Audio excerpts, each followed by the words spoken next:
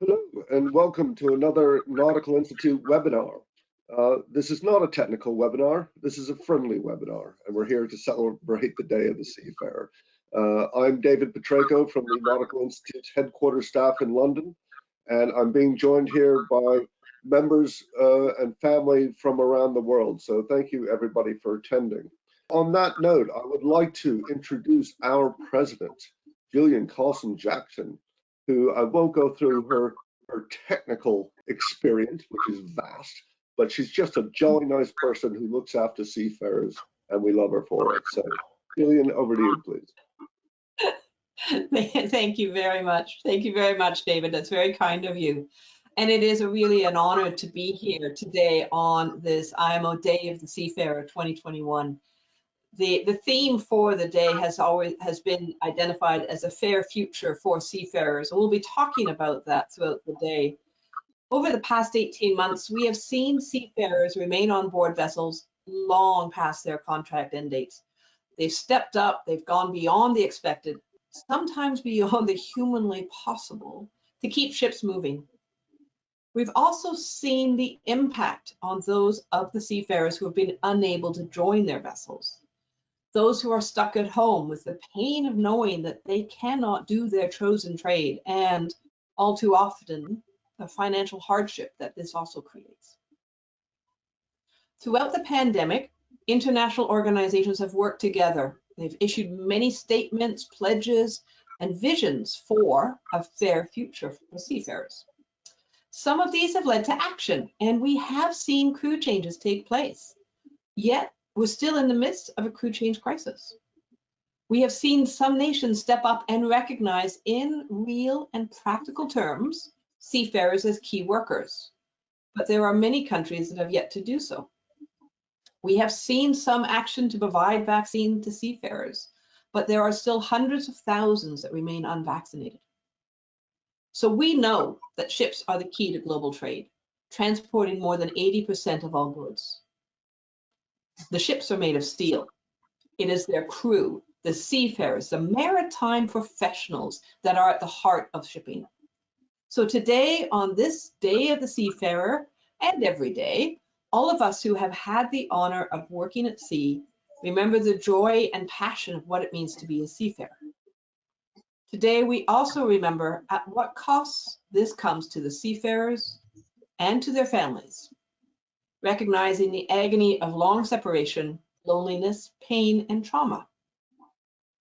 Today, we have a great opportunity to meet with some seafaring families, and I'm so pleased to bring and to introduce to you some members of the NI family with lived experience.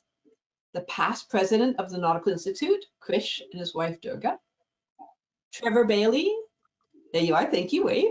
Trevor Bailey, a sailing master and vice president of the Nautical Institute, and his wife, Linda. And Reshma Nilofer, an active maritime pilot in India, and her parents, Visalakshi and Natarajan. So if you could just wave and say hello, it's wonderful to have you with us. Now, as David said, this is an interactive seminar, so you are welcome to ask your questions. I can't see them, but David can, so he'll be letting me know as we go.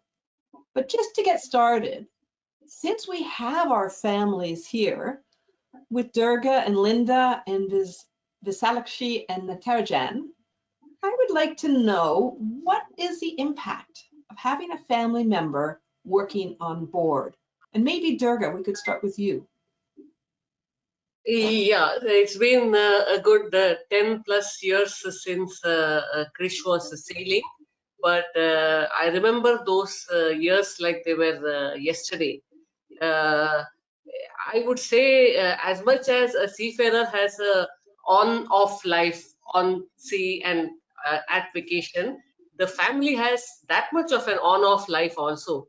The wife and the children, they fall into a routine, and they're doing things until the seafarer comes back, and then you adjust your family life again to accommodate him. And I had my husband always saying, how come I live in this house and I don't know what happens here and what you keep where and things like that, you know. So we used to switch every summer or every winter, depending on how he came home, and then switched back after he left.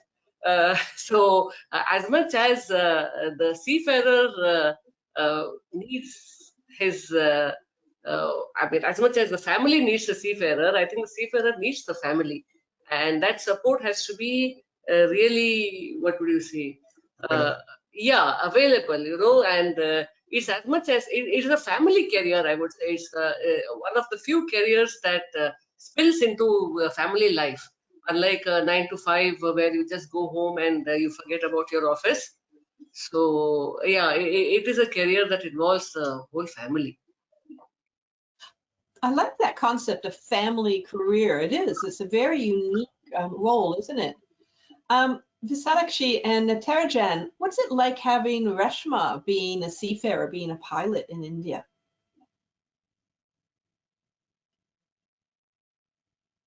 Oh, I think you might still be muted.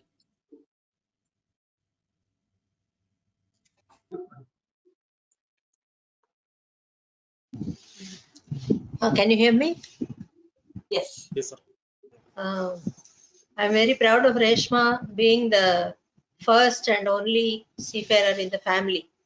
Our father's cousin was a radio officer, and that was long back. And after that, only Reshma has taken to seafaring. So we are very happy in the first place. But every job has its own plus and minuses. So Reshma, we were just worried about Reshma as she goes to work almost every time in the midnight, and she climbs up ladders that are very dangerous. That has been a very great concern for us, but then it was also a challenge for her, and I think she has been very good at it, and she continues to be one. That's very good and very true. It's that fear, I guess, as well, not knowing what's happening with the seafarer so far from home. So it's a family career. It encompasses the whole family, and it's also a lot of time of the unknown. Linda, what about from your side? Well, I agree with Durga, this sort of on-off life where you have two lives going on. But I think you have to learn to become really independent. And as women, we have to learn to do all the things that the husband's supposed to be there to do and can't do because he's not there.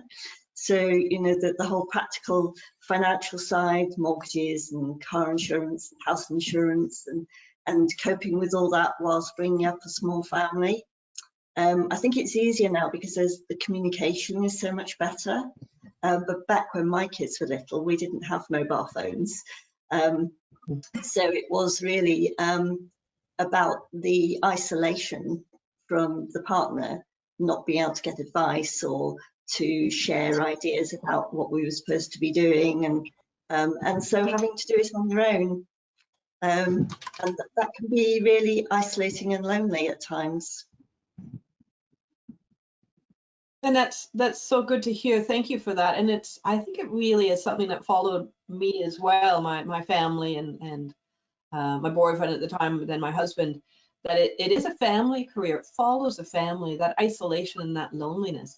Well, let's go to the other side. And since we ended with Linda, how about we just go right to Trevor? What was it like for you on the other side, knowing that you were at sea and your family was at home growing up? Challenging, because I've always been very committed to my career, and I still am, and that's not necessarily the most popular topic of conversation every day. But I'm also very committed to my family, and the long periods when I was working deep sea were very challenging. And you get a letter from home every maybe 4 weeks, 5 weeks, a telephone call once a month, and then you come home and the kids are saying, "Well, who are you?" And there can be that. Well, why do I have to listen to you? Mum's in charge. And then she said, "Well, can you just go and fix this?" Well, yes, but that was not fixed when I went away. And Linda's saying, "Oh, but I have to learn how to do these things." And sometimes things just get put on the long finger. And she mentioned about mortgages and insurance and so on. There's a call saying, "Have you insured the car?" I don't know, have I?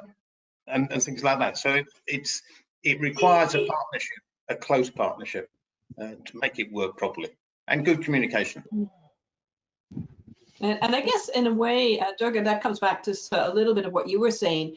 Krish, how did it feel for you when you were going to sea? And I know you had a young family at the time. Oh yeah, it was fun most parts. I think seafaring is a wonderful area, very rewarding, very enriching, very enlightening. And the only time when a seafarer really, I understand what Trevor is saying, that you get those letters, emails, and subsequent telephone calls, and now the internet. Things are getting better in terms of communication and being able to share thoughts and feelings, and even share some decisions. But back in the time when the mobile and the internet was not there, it was all right except during a family crisis. And that is where the seafarer needs most support. When something goes wrong, somebody's in the hospital, there is a big financial crisis, and that's where we, I think now from ashore, should see if we can support infrastructure that can help the seafarer cope with those things without pressuring him, because timely relief, immediate relief is an utopian dream. It doesn't always happen. It is the merchant navy. But the least we could do as the shore-based infrastructure is to see how we could reach out to those families who are going through a tough time, and intensely. I mean, COVID as an example, the kind of trauma that seafarers have gone through when their loved ones are in the hospital with COVID is a clear example where that kind of support could do a huge difference. And because in this situation, better communication doesn't make things better. It actually makes it worse. Because the seafarer knows what's going on back home, and there's nothing he can do to help. Yeah, so So you come back a bit to that feeling of isolation we spoke of earlier, and that loneliness. So I remember when I was at sea, often we would be up in the Canadian Arctic and we'd have a telephone call home, but there was this big long delay. So I'd have this call home and I'd say a word and you'd have to wait, and you actually end up having, it was almost worse because I come away from the call very angry, mostly because I couldn't actually communicate the way I wanted to. So it was almost more lonely. And it's interesting that you talk about some of the issues with COVID. And I know, Reshma, you've had some concerns. You've had a couple of scares with COVID as well, haven't you? How's it been for you on your side, being a seafarer, knowing that your family's ashore? So I work as a pilot, so that's one way easier compared to the seafarers today, because they cannot get home, but I can get home. But then with family far away from me, that's again almost like what the seafarers would face. So last year I had this fall from the pilot ladder. For seafarers, internet is a boon. I remember I did not have internet when I was at sea, and it did feel lonely, like you said. But now when I fell, I could call my parents and I could tell them that this happened. But then it's also it feels bad to be putting them in that situation, because I have signed up to be the seafarer, not them. And now they are being put in a situation of stress, what's happening to me, and what has gone wrong. And even the communication lines, when, let's say, if I was conscious the whole time, so I could call them and speak to them, but then I don't think I was helping them by telling them things like, I remember telling them, I don't know if I'll ever work again. I don't know what I hurt, how I hurt myself, how bad I hurt myself. So I was putting them in a spot which they did not sign up for. And also pandemic situation, this was in the August of last year. So they had to, immediately look at how to travel. I told them that they have to be here no matter what, because I don't know if I will even survive the accident, because at that time I was in pain and I was in panic, and a lot of stress. And I also, but it was reassuring to hear their voice on the other side. So that's the plus and the minus side. I think they'll be able to tell us better what they felt when they heard what I said and how they prepared for the travel. And we'll get to that in just a minute. So thank you for that. It really, I guess And what's coming also, out is just after it's the go ahead. accident, sorry to interrupt, just after the accident, when I was getting my medical treatment, I also got COVID from the person who was treating me. So, and then immediately after that, my worry is, parents at home taking care of me. Now, would I be giving them COVID? So that's again, a situation to be in, which we ideally wouldn't like to be in. And it has been a very stressful time. So I think, and we're going to explore that a little bit more. I've got a couple of really good points that have come out there, the communication aspect and this idea of dealing with the bad news, the trauma that happens. But just right now, I'd like to go to a quick poll, David. I think this would be a good time to do a short poll and get some input from the audience. Okay, the poll is up. Yes. So in terms of fairness, which is, of course, the focus for this Day of the Seafarer, what do you think is most important? And it sort of comes in well because we were talking about communication and internet. So what do you think is most important? Now, David, are they allowed to click more than one? No, just one, Julian. Okay, so you have to pick one then.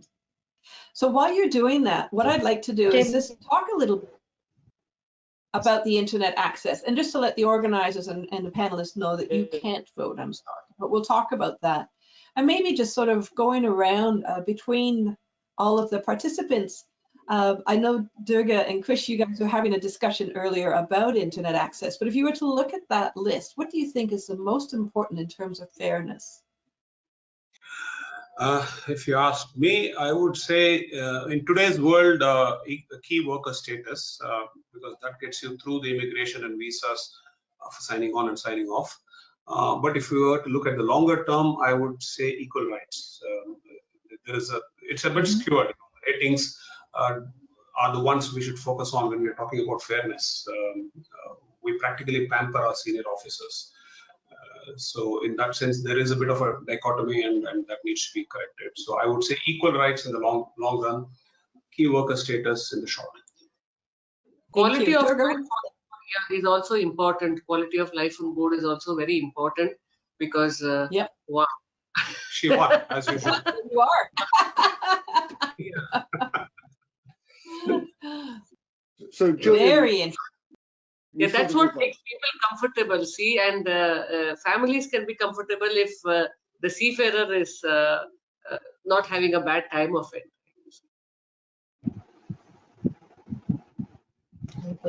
Very interesting. David, did you have a comment to make? No, I just make sure you could see the results there. Quality. Oh yes, most definitely. They popped up at perfect timing, right as Durga was saying quality of life on board, they popped in. Yeah, I was going to say it's a difficult choice. Everything seems important, but then yes, quality of life, hands down, it's the winner. Yep, it definitely is. Trevor and Linda, are you? Do you agree with that? Are you surprised with any of that? No, I think that does not surprise me. I think it ties in partly with what Krish was saying in terms of the equal rights in the senior officers, and bless them, some of us are senior officers, so we do get slightly better treatment than the guys on board. But if you treat everybody fairly and give them all the same sorts of opportunities on board, then quality of life on board increases enormously. And I think that's very important. And one of the things that I'm very conscious of is looking at what facilities do we provide for everybody, such that there's not sort of a lot of discrimination on board. And then I suppose you can extend that to time of contract and so on. And that one's a very difficult one, and that's a very long-standing and will be a long-running argument, particularly with the wide range of nationalities involved and what do we pay people and what do we pay for flights home and everything else. Julian, just to let you know, we've had a couple comments coming in saying that good internet access is quality of life on board. So that they sort of link together. Well, I would like to go. I've got two things I really want to get into, and also still want to hear from Reshma's parents about the trauma that she's had. But Trevor, you mentioned, and Durga, you both sort of highlighted this quality of life, but also this equal rights. I think Chris, you brought that out. Now, Reshma, you've been breaking down barriers throughout your whole career. I believe you're still the only female pilot in India, a maritime pilot in India. We did have a question about expectations about women and women on board vessels or women in maritime. Of course, we had the classic question come in about when a woman becomes pregnant, it's assumed that they won't want to go back to sea, but yet women, of course, are trained to do a job. I know you haven't faced that specific stigma, but what has been some of the areas that you have been working on? You've been a strong advocate for gender diversity in the industry. What are some of your thoughts or advice to the audience on diversity and inclusion, this concept of equal rights? I think it's equally important to have equal rights. I think that would also translate into quality of life on board, because if you did not have issues, if you had equal rights, I think nobody would have a complaint when they're on board. And being a woman, I think you know, when the world is talking about the rights of LGBTQ community, we're still talking about women and women only, and which is a wrong thing. And I think it's inclusion and diversity should include them too. And about life on board, being the only woman on board and things like that, I think the numbers are changing the game for the women who are coming in today. There, you could be lucky and you could have a woman sailing with you these days, but then it still is a very, very small number. So the problem is, I understand in most cultures across the globe, you would need a supportive family, supportive partner, and everybody coming in together to, hold you up, be the fallback system for the woman to be at sea at peace. Otherwise it is going to be difficult, and you cannot be a woman who would break down easily. You have to have that strength, emotionally and mentally, I would say.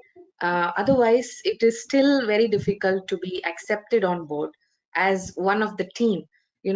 Most likely when you get on board as the first one, the only woman there, you are not immediately accepted. I would say you're not immediately accepted and agreed, and a lot of people do take you as a joke, or a lot of people still think that we're just here to spend some time and we will never come back. After a few years, the junior officer ranks, they're fine, they'll never grow up to the management level, or if they have a marriage and they have a kid, they will not come back. This seems to be the bias, consciously or unconsciously, and then people assume that, and they don't take your opinion seriously, like you don't matter. But then I think it takes time, and you need to prove yourself like 10 times over to be part of the team. It comes with time, but yes, it does take time. Thank you. And it is, I think, part of that concept of a family, the seafarer family that we're with is just as when a man goes to sea, the woman's at home. If a woman goes to sea, the man's at home. Or if you're families where you're both seafarers as well. So it is that partnership, and it comes back to that comment we had earlier. I have a lot of friends, Jillian, who are mothers. A lot of friends who are mothers of 2 kids, 3 kids, and still going out to sea. It's just possible because their partners, their families are so helpful, and it's not impossible also. And there are women pilots across the world whom I have met and interacted with, who have even climbed pilot ladders through their first trimester during pregnancy. I think that's something, I'm not a mother, but I can speak for them here and say that it's not impossible. That's wonderful. And that sort of brings us as well, I think, to that initial discussion on the fact that it's a very unique career as a seafarer. It's a career for the family. It's not just a career that one person chooses. And I like that. I keep coming back to that image. One of the other things we spoke about, and it did come out, was that internet at sea, and that internet is quality of life. This concept of being able to communicate between ship and shore, and I remember sailing in the Arctic in the Canadian Coast Guard, and we would get mail dropped, in a tube on the ice, maybe every 6 weeks or so. So we didn't have that communication. But now we have this concept of being able to be in instant communication. With this ability to share news and enable virtual participation, maybe in key family events, what are your thoughts of the participants about internet access, or about the ability to communicate ship and shore as it's changing and it's continuing to grow? I thought I'd go to Trevor on this first. I think at times it's good. It's much better. As I said earlier, you get a letter or a phone call home once a month. But now we speak most days when I'm not at home. Well, I think it's most days. Linda will probably tell you it's not. But I think that there's a downside to it as well. The positives outweigh the negatives, but there can be times when there's great frustration because there are things that are not right, either with your partner, with your family, and you are completely helpless. There's nothing you can do about it. I certainly had this over the last 18 months, one of which was having been scammed by bank fraudsters, but the other was being stuck because of COVID. And no idea when I was going to get home, no idea really how this was impacting on Linda and the rest of the family. And so there are downsides to it, but as I say, I think that the positives outweigh the negatives. Thanks. I think Krish and Durga, you had a bit of a discussion about that earlier on as we were getting ready to start. What are your thoughts? I think you actually have differing views.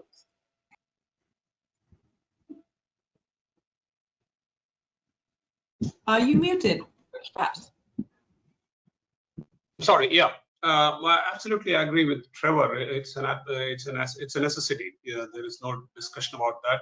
It's just not fair that the whole world has internet and people on ships don't have it. That's just not acceptable. But like everything else, there has to be a control system. There has to be a structure in which we communicate. I'm not talking just about being able to communicate with your loved ones. We're getting to a point where I think leadership, initiatives, seamanship is all boiling down to sending an email. I have this problem, please advise. Please advise to the office. It has become a bit of it's leading the way to a remote control from shore. Superintendent's telling turn left, captain, turn right, and that's terrible. I think we need to be very cautious how we move with the internet. It is necessary, but currently I'm seeing an excessive, uncontrolled regime. Guys getting off their watch and then spending the next 6 hours on the internet, not getting enough sleep, and then getting back on watch, and it's leading to all kinds of issues. So yes, for internet, absolutely, with no restrictions, but certainly there has to be a framework in which we deal with it in a very judicious and a careful way, and also with I hate to use the word, but fake news spreading all over the place. I've been witness to a very sad, tragic grounding of a ship just off my beach, a big one, and the direction of the oncoming storm was tracked entirely on the basis of news reports coming in, and those news reports were 2 hours late. It gave the wrong information, wrong decisions were taken, the command control system broke down, and the boys put a lifeboat out and killed themselves. So this kind of decision making can happen when you start to depend excessively on the uncontrolled information coming in. There has to be a regimented way in which we deal with communications, as we do indeed ashore. We have to deal with that. But otherwise, in principle, I think seafarers deserve internet on board and Wi-Fi on board. It is the Julian. same with personal internet and keeping communication with your family. Even when you are in a job, a shore, or a day-to-day life, you cannot be connected half of the time. Like when my daughter is on an online school or something, she keeps messaging me from her room. But I don't always reply because if she had been at school, I wouldn't have been there. Yeah, so I think that discipline has to come from within on how you control the communication. The communication should be there, but controlling it, I think, is depending part of something that you go with or the culture that exists on the ship. That's a really good one. Yes, David. Julian, just a little bit of feedback from the many comments that are coming in from the audience. We've got Kimberly, who is the wife of a seafarer, and she writes that my husband works on a cable ship and has access to satellite phone, which makes all the difference in the world because we can speak several times every day. So there's from a wife. Another comment going back to a previous discussion, this is from Jill, and hi Jill. On cargo ships, it's a lonely life anyways, so being the only female on board doesn't make a big difference. Males too have to be strong to face being away from home for such long periods. And if you will, Gillian, there's a question that's come in from John, and he says, do cultural differences on board contribute to the problem between the staff? Oh, that's a really good question. We sort of touched on that a little bit earlier about the cultural question. Actually, I'm going to put that out. I might put that to Reshma as a pilot, because you see a lot of different cultures, I expect, coming in on the various vessels that you come in. Can I start with you about cultural issues on board? Do you find that as an issue? Oh, yes. Communication is difficult with with many cultures. We end up, starting to draw things out on the paper, and yeah, communication is difficult when the cultures are different. And also, like, as a woman, many ships, many masters, they come and tell me, oh, we've never seen a woman at sea, leave alone a pilot. So again, or some cultures where they think that, oh, she's too young, or she's a woman, she can't do this. So it's difficult to, go out there and tell them that, yeah, I can do this, don't worry, chill out, let's take it easy. And but it's been a good career so far. I've never had issues. I think it's a personal or the individual's way of handling different cultures, and trying to strike a balance there, and get your point out and get the job done. So end of the day, we need to get the ship safely, and I think communication is possible when there's two hands trying to clap. It's if just one is trying to do that, it is difficult. Cultural differences, yes, can be very difficult, but I think they can be managed. Thank you. Julian, can I come in there on that? Trevor. Yes. Because you talked in your introductory remarks about the Nautical Institute family. I think it's also very important to consider that when we are away at sea, yes, we miss our family at home, but we should be treating everybody, as Chris is saying, in terms of having equal rights, and we should treat our colleagues on board as part of our shipboard family. And I think if we do that, and we, as the seafarers, treat the people on board as if they were our family and take an interest in them, show support to them in whatever's going on, then it does make a difference, and it makes for a fairer life. Yes, David, and then I want to move on to one more question, because I'm just also looking at the time. David, go ahead.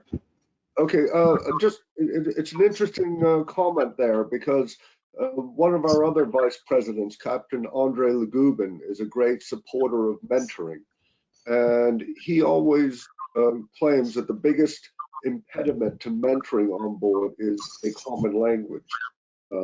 And we did a little bit of research one time, and the perception was that cultural differences were the biggest impediment.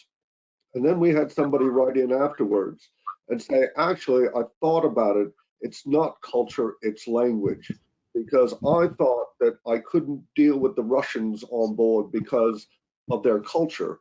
But when I started trying to get over the language problem, I realized that we're just seafarers and there wasn't a cultural problem.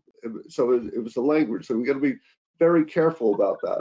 And Julian, we've got another question here from Adidia, who says, how do you increase happiness on board?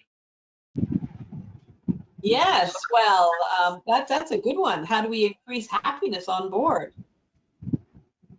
Any thoughts on that one? I'll come back to social activities, group building activities.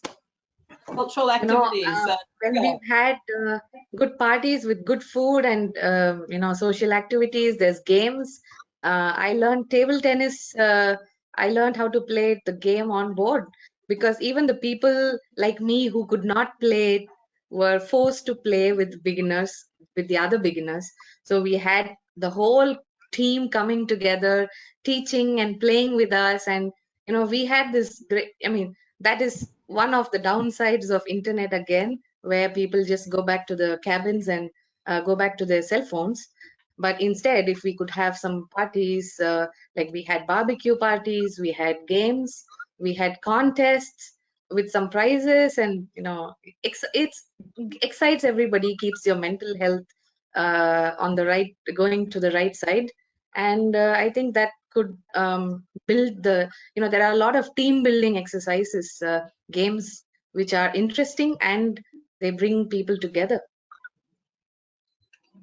Trevor or Chris, have you had some experience about how you managed to keep your crews happy and increase happiness on board? That's an interesting question. Go on, Chris, you can go first. I'll think about it.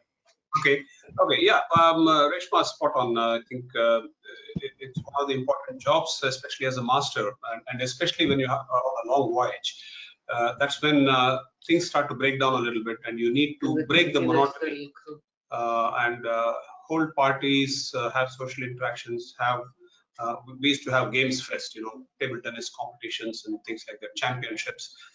Goes on, but I think, yeah, that can be controlled, and it's really up to the company and the master to make that happen. Good food is an absolute essential. Good quality, nutritious food is an absolute requirement. But one thing that will come across, and I'm sure Trevor will agree, shore leave does magic. People don't realize enough how important shore leave is to a seafarer. He comes ashore with go out to sea, see the world, and you don't get to see the world, and that's a tragedy today. You need to go out there, get used to the cultures, know how people react and behave, and that grows you as a person when you get that shore leave. That's diminishing. Excellent. Was that? Yeah, I think that's a very good point, Chris, about shore leave, and it makes a huge difference. I'm sure one of the challenges these days is that the commercial aspects of shipping is that you go to I served my time in tankers, and most tanker ports were a very long way from the center of wherever it was that you were going. Container ports are the same, but we also have much more restrictions now. ISPS has not helped in terms of shore leave. A lot of countries now, oh no, you're a seafarer from a certain country, you're not allowed ashore. And COVID just will have even more impact on that. I know from our own experience with our cruise ships that we're going to find it very, very difficult to get shore leave for the crew. Even once we get back into service, we are facing the challenges that shore excursions for the guests can only be in their own little social bubbles. How this is going to impact on the guest experience, I don't know. But for crew, certainly in the initial stages, the company have decided that probably there will not be crew shore leave. Now, if these guys join the ship, and some of our team do 8, 9, 10-month contracts, if they're stuck on board the ship for 10 months and not allowed ashore, this is really going to impact on the family feel on board, their happiness on board, and it's not fair treatment. We all enjoy the fact that I can just nip ashore and buy some toothpaste and get a haircut, and maybe have a beer with one of the boys ashore. and that's going to be denied. There is that sense of freedom that comes out from being away from the ship, even for just a short while. Say, even if it is just go buy toothpaste, things like that. Yeah, and that's very true. And during the pandemic, we've seen so many times of stress and trauma, both at sea and at home. And actually earlier on, Reshma was telling us about she had a fall from a pilot ladder and then had to contact her parents. So I was just wondering if I could go to Reshma, to your parents, to Visakha and Atarajan. What were your thoughts that went through your head when you heard that Reshma had had this traumatic experience? How did that affect you? It was terrible when I heard the news that she fell from the ladder, and but the person who informed me reassured me that she's conscious, she's able to tackle the pain. She has herself taken the first step to prevent from fainting and all that. So she had been taken to the hospital, and arrangements have been made for her stay in the hospital. But we were at a loss because we were not able to find a ticket immediately to go and see her. It took us 5 days to get the ticket, and at last, when we went there, she had already come back home from the hospital. And she comforted us, saying that it wouldn't have been possible for me to go and see her in the hospital either, even if I had been there with her. So later on, it was still worse when she contracted COVID from the physiotherapist whom she was getting treated from. And those 20 days were really very, what should I say? We could not, she put herself in isolation in one of the rooms, and we could only talk to her by phone. So it was a very bad experience, but I should thank Jillian for the professional help she extended for Reshma to tackle the trauma. That was wonderful of you. Thank you so much. And without which Reshma would have been really felt very hard to overcome the situation. Thank you very much, Jillian.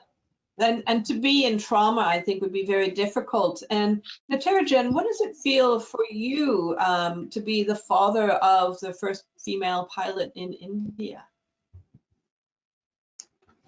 It's a very different experience. I was really worried about her safety. And after her experience going all over the world, yeah, she also started talking about safety aspects. She's started advocating, even telling them how to improve the safety there in Calcutta port, and she has become more mature with after interacting with so many seafarers abroad. It was a wonderful experience for her. Though we are worried about her safety even now, but it is a challenging job which she likes, so we support her. And all over whatever she does, we support her, we be with her, and with the fear always that there's a possibility of accident. Possibility is there, and I think they should do something for the safety. First aid, other things has to be improved, and she is working for it because of her experience from abroad and meeting many people like you, and he has learned a lot from the experience and has become much more knowledgeable and technically sound. That I found very happy. The seafarer job has taught her very many things, because moving around, meeting people, learning experience is not going to happen in many other professions. This profession has provided her with so much experience, and which I cherish very much. Otherwise, but for this job, this experience would not have been there for her. She is a changed personality. Even for her, what I know as a student, what I know as a trainee, what I know her as a pilot now, is a very different personality. And even I very happy to interact with her, learn from her, and very happy as a parent. And that's wonderful to hear, because it really is, as we've heard at the very beginning, a seafarer's career is a family career. It's not just one person's career. It affects the whole family. Yes, Reshma. Yeah, so, when Mom mentioned about the help which Jillian extended to me via Nautical Institute, again, the community coming together to help a person come out of trauma, that was something which the community is capable of doing, and I think should continue doing. That's why Thank you. the community of Nautical Institute, or whatever community you are part of, the whole community coming together for recovery, because I had messages and calls coming from all around the globe, telling me that you're not alone, and like somebody else told me that a pilot before fall and after fall, they are totally different personalities, and I agree with them. And much of it has been because of much of my recovery has been because of the community help that I got. And that support, I think, is so important. And actually, I think, Linda, as a psychotherapist, I was wondering, what are some tips or hints that you might have as coping mechanisms through these traumatic events, or for both seafarers on board and for their families ashore? Well, I think the whole theme of today has been about communication, a lot of it. And I think that is so important, both for the person on board and the families at home. So I wanted to talk about offloading, which is one of my favourite words.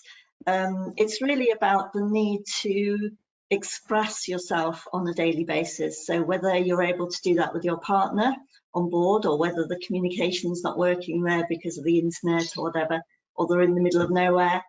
It's so important to be able to say from home, the dog's eaten the cat, the children have run away, I've crashed the car, whatever it is, or even just the day-to-day stuff about what happened at work, or, because it's really important that you don't carry that all the time. And I think being isolated at home or being isolated on board, it's very easy to get a build-up of all of this stuff that's going on around your head, and so important to find some way of an outlet for that. Obviously, family and friends, really important as a backup for that. But then again, there's always things that you can't say to them, or that you don't want to say to them. Things like, I'm not coping, I can't do this anymore, I want to kill somebody. So getting professional help is not a weakness. And I think that's really important for the people on board as well. If you're feeling isolated because of your culture or your language, or because it's just a very small ship and you don't get along with other people, it's really important to find someone who you can offload to. So counselling, very important, saying that as a psychotherapist, obviously, but it's really important that you're able to say the things that are going around your head so they don't build up. Excuse me. If I can just butt in, because I always do when Linda's talking. Yeah. I think we should also consider that ship management companies need to recognise this, whether they are direct employers or whether they're just managers. People on board need to offload, as Linda says, and there needs to be support mechanisms to the seafarer at whatever level. It doesn't matter whether it's a junior, senior officer. There is the cliche of the loneliness of command. When the master has a problem with people on a psychotherapeutic base, if you like, where people are having problems, who does the master turn to? How does he support them? Can he support them himself, or does the company have a mechanism? And I think that's very important. And it's, again, we know from various statistics that mental health problems are out there within the maritime community. We need to ensure, in terms of fair treatment, that they have access to that support that they need. I also think, as a master, it's up to you to make sure that there is an ethos on the ship that allows you to talk to others about your mental health if you need to, and for that to not be a stigma, for that not to be a weakness, for it to be a strength, that you're able to recognise that you need help and to go and get that help as well. And part of that, I think, is about the self-care. So self-care is so important, again, for both on board and off board, making sure that you're sleeping well. And part of offloading is recognising that you need not to have all that stuff going around your head when you go to bed, and making sure that you get the right amount of sleep that you need. getting exercise must be so difficult on board. You may not have a ship that's got, you know, equipment and running machines and things. And now if you're not allowed to go offshore, onshore, you know, you need to find some way of getting some exercise, because that is incredibly important for your mental health. You know, making sure you have good diet, you're eating well and you're eating the right things. All of these things tie into creating good mental health and physical health for yourself. Other things that I think you can do on your own is journaling. It used to be incredibly popular, not so much now, but it can be a very good way for you to, if there isn't anyone you can talk to, for you to write down all of your thoughts and your feelings, to offload onto paper. And reading that back on a regular basis gives you a really good idea about where your mental health is and how you are struggling or not struggling, how you're doing, and therefore recognizing that you might need some help. The other thing I wanted to say was about routine. I think probably more for when you're ashore than when you're on board, because you get your routine in your work, but recognizing how important the routine is to your day, and how that can help you to cope. You know, making sure that you lists. I'm a great fan of lists, because when you're I have a list of lists, and you can have so many things that you have to do as somebody. The front door, as somebody at home, having to cope with all those practical aspects of life. You know, having so many things to do, as well as bringing up the kids and getting them to school and sorting out all the practical aspects of running a home, which can be incredibly stressful and difficult. It's important that you get into a routine of being able to achieve something every day. Otherwise, it's under the duvet and not wanting to see the world.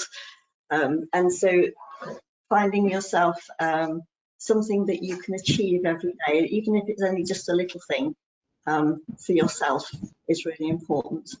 Another really important coping strategy is to find some sort of community. So maybe hobbies, or maybe online chats, online communities, things that interest you, making time for yourself every day.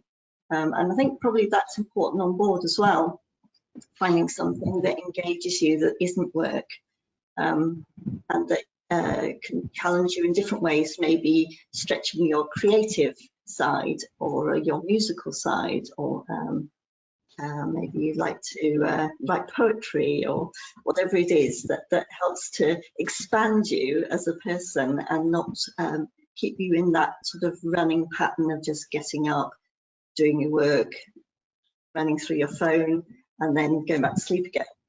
You need to expand yourself. If somebody's on board for 10 months at a time, I can imagine it can be very, you can get into a routine of just doing the same things every day, which helps you to maintain a sense of purpose, but also ignores all the other side of you, because we are very different people, and we have different aspects of ourselves that it's really important to express, and that can help to keep us sane. Those are great points. Thank you very much, Linda. I think, Chris, you had a couple of things you wanted to say? Yeah, it's been more than 12 years since I stopped sailing, but I want to run this past Trevor. Talking of stress on board, anxiety, do you see the master's role evolving in terms of being approachable? I know it goes against the image that masters carry, but do you think that there is an important role, and we need to sensitize masters to become more approachable, to become almost onboard counselors for the seafarers? Absolutely essential, Chris. Yeah, you have to be. You cannot be that iconic figure up there on the bridge and totally isolated. Look, I got 4 stripes. Don't you know who I am? You know, you can't do that. You can't treat people in that way. You know, why do we do it this way? Because the captain said so. You can't do that these days. So it's very important. And that, you know, just picking up on your idea about the master as the counsellor. Not necessarily counsellor with a big C, but yes, you have to have that sort of, I say, the father confessor role. You have, I've written in Seaways on a number of occasions, and I've talked about the pastoral role of the master. Not only is he the master of the ship, he's also the father of the family that's on board, and has to. The father has to or take the mother. Sorry, Okay. He or she. sorry. Oh, I didn't put the light again. It's so true. I think that's actually a really good one.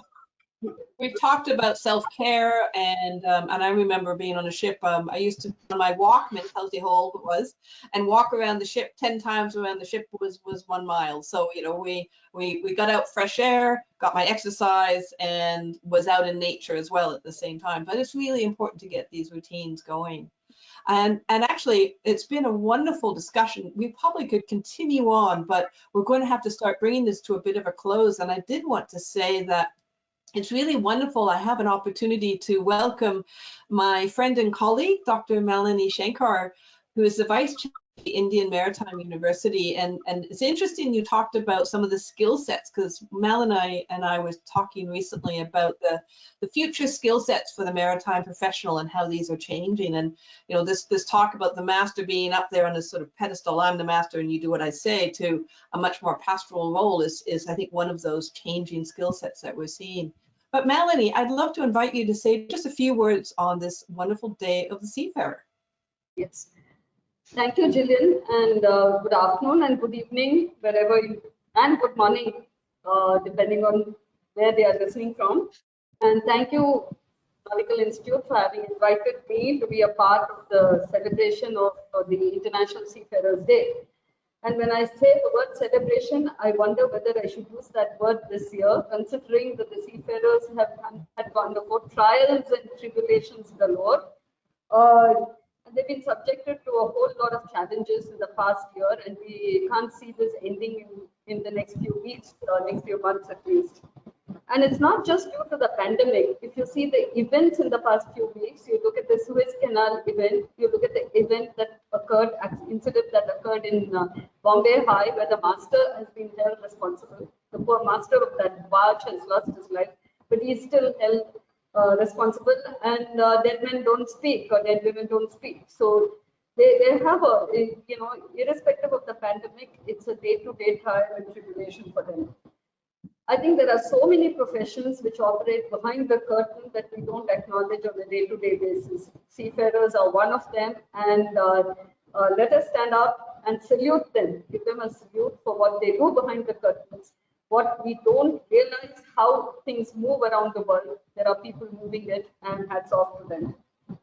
I think mental health is something which has come to the fore across the world, but more so in India. There are actors and there are sports people and other professionals who started talking about them. I think when Naomi Osaka talked about it in the French Open, it's opened up a whole new debate and discussion on mental health. And today's newspaper in Chennai talks about Sachin Tendulkar has many of you Indians would of course know, but those of you who don't know, he's an iconic person in India, thanks to his rock star status. An expert cricket player, he's come out and he's talked about the kind of mental tension that he went through, bordering on mental health for 10 to 12 years of his cricketing career, and how he had to learn to deal with it, to say that this is part of it and you don't look at it separately. Says for 10 to 12 years, he could not sleep the night before the match because he would keep getting worried about it. And that's just the simplest form. What the seafarers face is a more complex, complicated, long duration form of this. But in the sense that this has been highlighted and it's been spoken about by icons in the country, it brings to the fore the necessity to address it. If we don't recognize it, if we don't talk about it, it will never get addressed. And on our part, I can say that the Indian Maritime University is working on starting an independent and separate division on the well-being of the seafarers, both mental and physical. We're trying to see how we can put in place a structure that can give solace and address these issues, not just for the seafarers, but actually you need to address how the families of the seafarers deal with it. I mean, it's one thing for the seafarer to deal with it in that situation. We've all been in situations of tension, but I think the tension that the cost to the families who are in the dark, who really don't know how you're dealing with it, that's equally important. And lastly, Gillian, if I can put this across, on a global level, are we going in the right direction insofar as the well-being of seafarers are concerned? The International Labour Organization says yes, the seafarers have to be protected, they have to be given the rights, there has to be fair treatment. But then you look at the other side, the documentation is increasing so much that the captain hardly has time to, look at his original job. It's happening in many fields. It's not just seafaring. The professor, the teaching faculty say that they have more documentation than, the time given for research and, improving on their pedagogy. So documentation is increasing. The manning is decreasing. So this is a double whammy, and I think we need to reverse this. We need to review this to ensure the shore leave is decreasing, the turnaround time is decreasing. So this needs to be compensated, and there needs to be a debate on this. At some point, I think we need to reverse this cycle. A parallel that's going on, for example, on the the marine engineering field is the IMO and everybody, every other international organization is talking about greening of ships and how, we have to bring down the greenhouse gases by X amount by the year 2030, 40, 50. And there, the sacrifice that's being asked of it is the speed of the ships. That's one of the proposals, and that is being accepted in the IMO.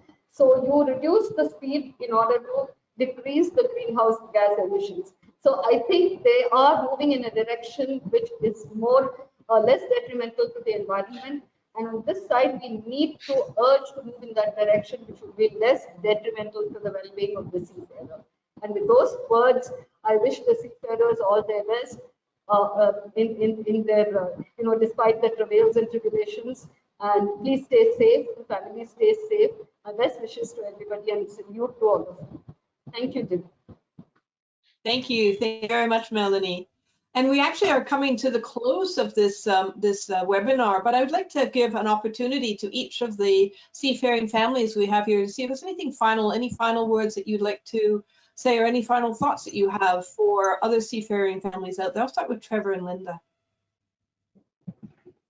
I think I'd like to say that it would be lovely if we could have more of a community for seafarers partners, to have some way to link together, to share, to moan about things, to have a whinge, and to really connect.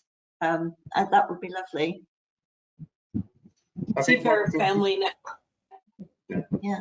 I think one of the things that's come out from today is that we need to tell everybody you're not alone. We all go through exactly the same things. We're all family members in one form or another, and we do recognise the importance of family, and that we do need to support everybody out there. And if there is a support mechanism, use it by all means. And if there isn't, call for help, and somebody will help you.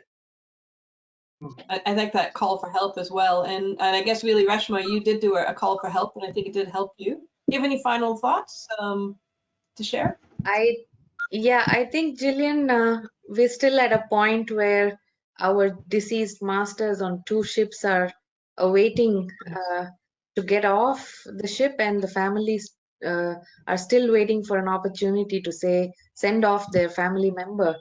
So at a grim situation, I think it is not just the maritime fraternity which needs to come together, but it's also the entire international community to come forward and recognize the job of the seafarers and the kind of hardships they are put through in this pandemic situation. I think we need to go over and above just giving them the status of a key worker, but we need to also come together to help and give them corridors for maybe crew change and other things like that, and they have some sort of an immunity to go and get their crew changes happening, and even minor medical issues when they cannot go ashore and get medical help. So that's also a situation which needs to change. I think I think this year is becomes a year where the seafarers are given their credit, not just in words but in action, and also get them home to safety and for secure, peaceful life. I hope that this year is the year when they get it. I think that's a very good thing to wish as well. Vislakshi and Natajan, do you have any other thoughts or any other comments about being parents of a seafarer?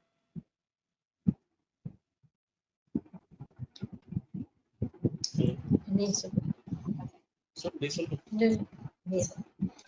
think the internet's not very good right now. Hello? Yes, I hear you now. That's fine. No, Anything else? Any final thoughts? no, I just want to tell you one thing because of what she said. Safety aspect has to be improved. See, I know Calcutta is a hub for homeopathy, and a lot of medicines are very useful in homeopathy, which are very useful. Efficacy is proved in accident situation. So lot of homeopaths are there. So that homeopathy medicine, I asked her whether it is available on board. It is not available. I told it has to be made available because Calcutta is up for homeopathy, and homeopathy is very wonderful. Suppose when you have accident, if you take arnica, Rustox, it prevents lot of damage before going to hospital. That is well-known medicines. So they can have homeopathy medicines other than allopathy. They should have other medicines, other system of medicine also, which is available in Calcutta. So those things, the safety aspects has to be strengthened, and for the seafarers, because seafarers are doing a wonderful job in the pandemic times. They bringing all commodities, essential goods for the entire nation. They have to be saluted, and the safety has to be ensured, and has to be as a global, as a meeting, it's a global community. You have to put pressure and make them understand, make them do things. That way, this opportunity you have given us to come as a family, it's a novel idea. I am very thankful for you for arranging this. Thank you. Thank you very much. And Christian Durga, any final thoughts before we close? Yeah, thanks, Julian. I think it's a fabulous seminar you've moderated, and everything that needs to be said has been said, and said very elegantly and beautifully. In conclusion, if fairness to seafarers was a cake, I would like to give a larger share to those who deserve it, namely those down the ladder, the ratings, help them with their career progression, treat them with dignity. There's a lot that goes on, that they need the fairness pie a lot more. And of course, the trainees and the junior officers, and in that particular order. Otherwise, yeah, it's a good theme to start with and end with.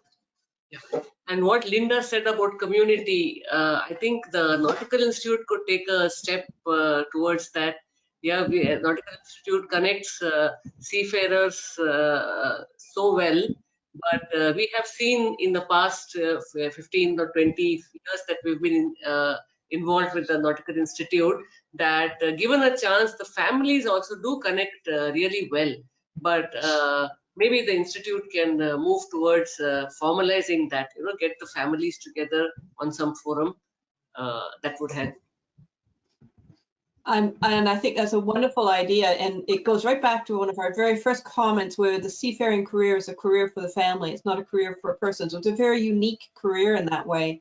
And perhaps something that we could be doing to be building in this concept of mentoring or connecting families and families of seafarers. Linda, just to have that whinge. I'm sure my husband would love to have had that sometimes when I was away. Somebody to whinge with. So as we close this session, I would like to thank you all for your wonderful participation, and all of the participants in the audience as well for your fantastic questions that have come on. And I'm sure there's many more questions that we would love to answer, but we will have to bring this to a close. And let's just all hope that the Day of the Seafarer 2021 really is that turning point from words to action on a global basis. We've highlighted that throughout the session today. We need to highlight the critical role of the seafarer and their families. And we need to do this beyond our echo chamber within the maritime industry. We need to raise the consciousness of the global environment to the importance of the seafarer. We must all work to ensure a fair future for seafarers, not just those in the maritime industry, but on the globe as a whole. So David, I'll just pass to you for any final words before we close out this session. Thanks, Gillian. Just want to remind everybody that the Day of the Seafarer is an IMO initiative. And, if you go to that hashtag, Fair Future for Seafarers, you'll see some of the other comments from around the world. So we do appreciate the IMO taking this initiative. And just a final reminder that we are a membership organization and to please join our family. Thank you for attending. Thank you all very much. Bye-bye. Thank Thank you. you. Bye. Thank you for having us with you.